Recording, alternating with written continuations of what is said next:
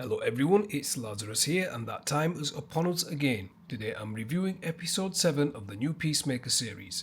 This one was so intense, dark, full of action, emotion and easily one of John Cena's best performances of his career. We only have one episode left after this. If you haven't already, please be sure to subscribe for more entertainment reviews. Now let's get into it. This episode is called Like a Keith in the Night, a play on the phrase like a thief in the night. It's brilliantly directed by Althea Jones, who returns after helming episode 5. The episode balances chaos, heartbreak and dark humour effortlessly. We open inside Argus, where Harcourt demands to know how Chris didn't realise he was in a Nazi-controlled world. Chris just stands there confused as she points out Mein Kampf on every desk and a giant mural of Hitler covering the wall. The tone instantly shifts. Chris then breaks up with Harcourt too right on the spot. He can't deal with the madness he's just discovered, and within seconds they're surrounded. They fight their way out of the facility in a wild close-quarters brawl. Then the opening credits roll. Next, we cut to the two vigilantes, talking about what happened in this twisted version of World War II, where the Nazis won. It's very dark to see what the local population has become. Vigilante suddenly realizes Adebayo is in danger and they both rush off to find her. We then see Adebayo being chased by a horde of Nazis, including Keith. Keith gets a call from Oggy telling him to come back urgently as he captured Economos. Adebayo tries to outrun the mob, leaps over a fence and crashes straight into a swimming pool. And that's when Judo Master appears. He dives in, wipes out the attackers using electrified buttons and saves her life. He's hilarious and deadly all at once. This episode really makes him shine. They retreat to a safe house. Judo Master casually admits he borrowed it while the owners were away. He even says that's the most people he's killed in a swimming pool, the lowest being 4. They then play Earth X Scrabble called Scrabble, and he even calls Peacemaker Peacemaker. It was absolutely hilarious. Cutting back to Chris and Harcourt, they escape using Peacemaker's backpack. Then they use the P-cycle to speed down the highway as the police close in. Harcourt wraps her arms around him, gripping tight, not just from fear but because she really loves Chris. It was a beautiful moment indeed. Cena's eyes say everything, guilt, pain and happiness when he feels her holding on. He even then takes her hand. It's intimate chaos, adrenaline mixed with emotion. They eventually get into a farm area cornered by the police. But suddenly Oggy and Keith arrive, taking out the cops with missiles and guns. But before they arrived, we got a massive emotional pivot at the house. Oggy revealed that he has met Oggy 1, his other self, inside the quantum unfolding chamber. He admits something felt off about that version and his world. Some fans are already speculating that the quantum unfolding chamber could link back to Brainiac. Anyway, Oggy calmly says their pocket dimension isn't safe anymore and that they need to regroup before the authorities find them. Keith, of course, loses it,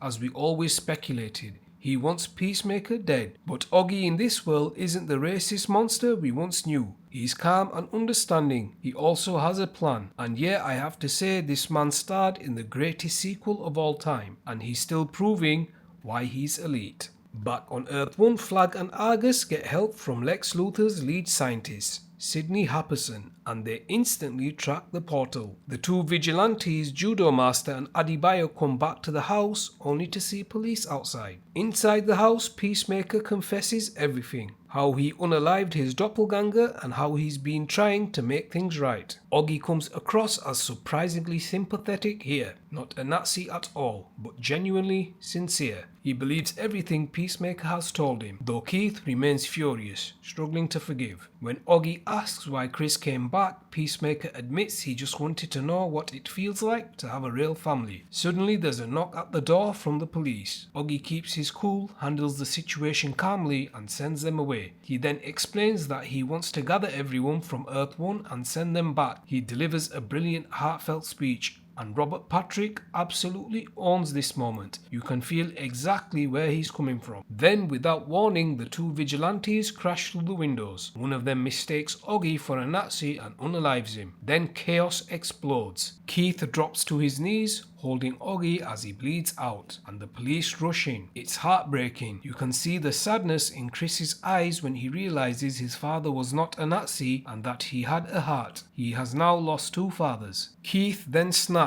with tears mixing with rage. and he then charges straight through a wall to attack Peacemaker. They fight brutally, however Peacemaker does not fight back, then eagerly swoops in, clawing at Keith's face, distracting him. The group piles in, trying to pull them apart. Keith gets stabbed by Vigilante, but then Peacemaker screams and says get off him, saving his life in the last second. Then we see flashes of Chris's childhood, the memory of accidentally unaliving his brother. It's devastating. Cena's performance here is the best of his entire career. Raw, vulnerable, and unforgettable. The 11th Street kids regroup with Judo Master and Adebayo. They jump back into the quantum unfolding chamber, but Harcourt pauses. She grabs a gun and then aims it at Keith. She whispers, "Sorry, I can't let you come after him." Before she can pull the trigger, the cops then storm in, forcing her to retreat. Vigilante 2 then closes the door, saving her life. Chris then closes the portal just as Keith is loaded onto an ambulance. The look in Keith's eyes says it all. He's gonna come back for them sometime in the future. Back on Earth 1, Argus are outside Vigilante's house. Chris turns himself in, handing over the quantum device to Rick Flag. He lies, saying that the rest of the team convinced him to recover it to save their jobs, just as he intended to do in the letter he wrote previously. Judo Master then backs up the story. Chris is arrested, accepting his fate. The episode then ends with an eerie calm, and in the post-credit scene, Lex Luthor's assistant prepares to punch the clown. Pure James Gunn humor breaking through the darkness. This was easily the best episode of the season, even though it only runs about 33 minutes long. The finale will be the longest, maybe around 45 to 50 minutes, wrapping everything up with a bang. The music choices this episode were great too. Still Pretending by First Signal, We Can Never Die by Vans of Jenna, and Gore-Tex Weather Report by Shining. They add layers of energy, dread and heartbreak that elevate the scenes. This episode had everything: emotion, action, darkness and character development. Robert Patrick was incredible, and it was heartbreaking to see him go the way he did. John Cena gave his career best performance, and Judo Master became a standout hero. So what did you all think of episode 7? Drop your thoughts in the comments, and as always, if you enjoyed this breakdown, hit that like button, subscribe to the channel and ring that bell so you don't miss out on the next one. Thanks for watching, and I shall see you all in the final episode of Peacemaker Season 2.